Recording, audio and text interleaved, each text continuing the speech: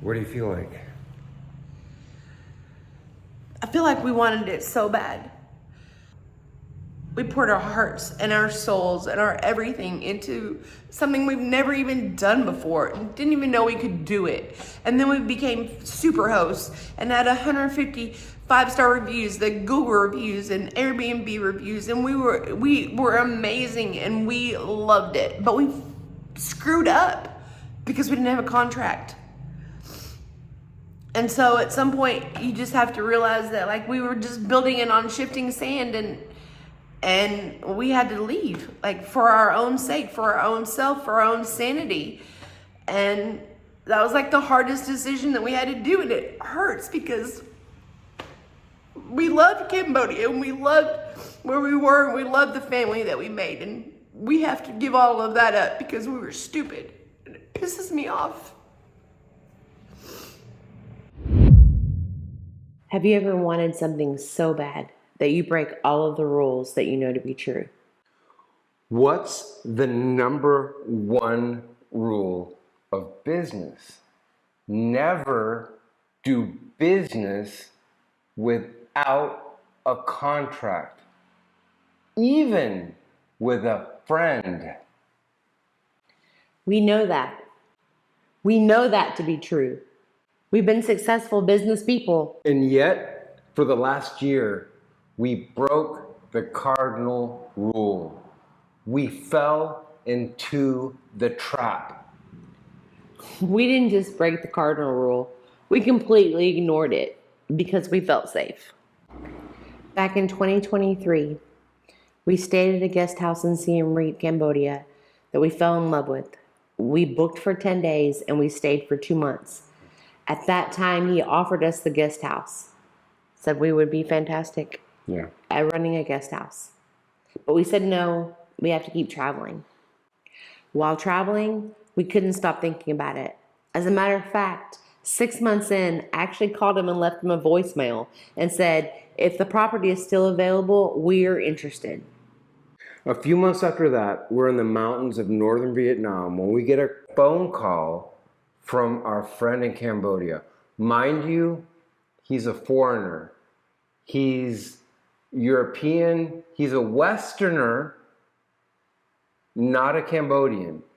And he lets us know, hey guys, if you're still interested, I have moved from Siem Reap.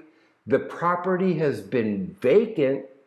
The deal is available.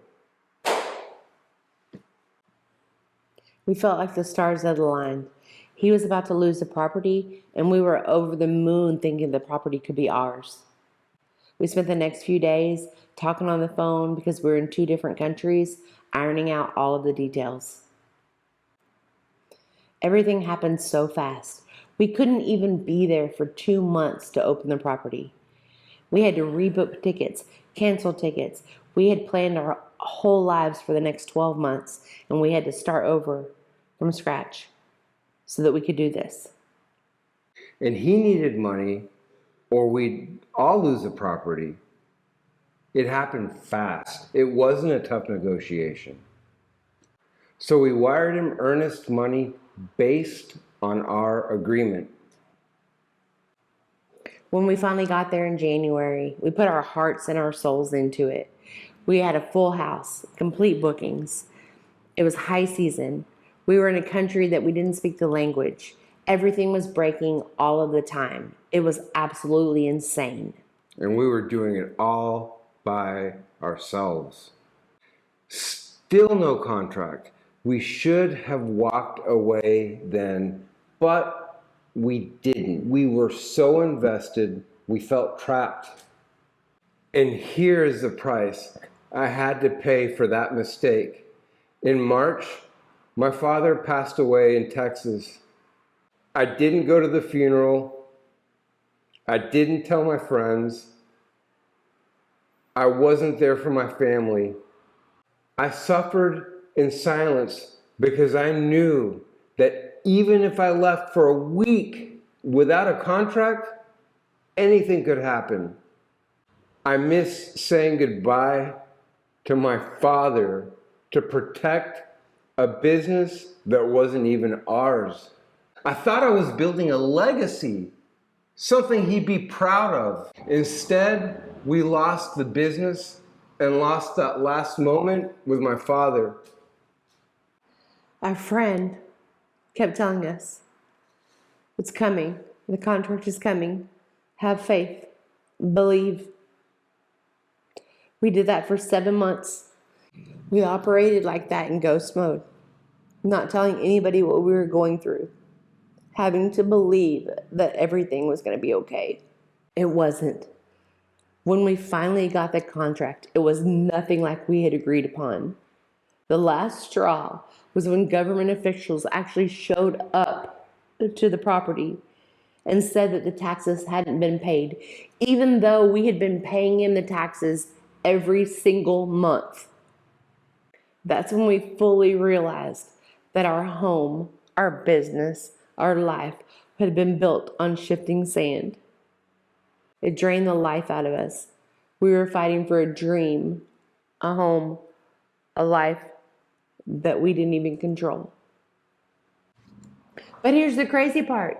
Even with all that stress hanging out over our heads, we crushed it. In less than a year, we achieved over 150 five-star reviews on Airbnb and Google, while navigating his empty promises, a war between Thailand and Cambodia, border closures, and bombs dropping 50 miles away, and the tanking tourism economy. We still delivered excellence. If you were one of our guests in Siem Reap, you know how hard we worked to make your trip perfect.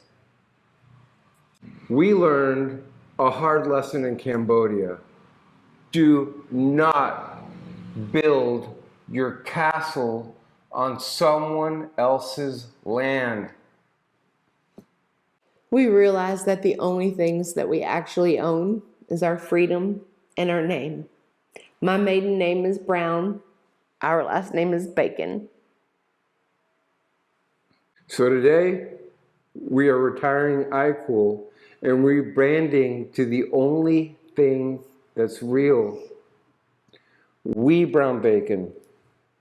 We're going to get back to showing you the world, opening your hearts to new cultures, and sharing the same five-star experiences that we shared with you in Cambodia. We paid a heavy price for this lesson.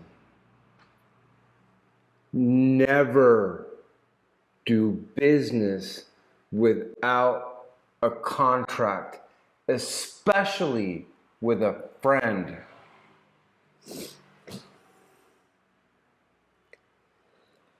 Subscribe to We Brown Bacon. Let's Let's go.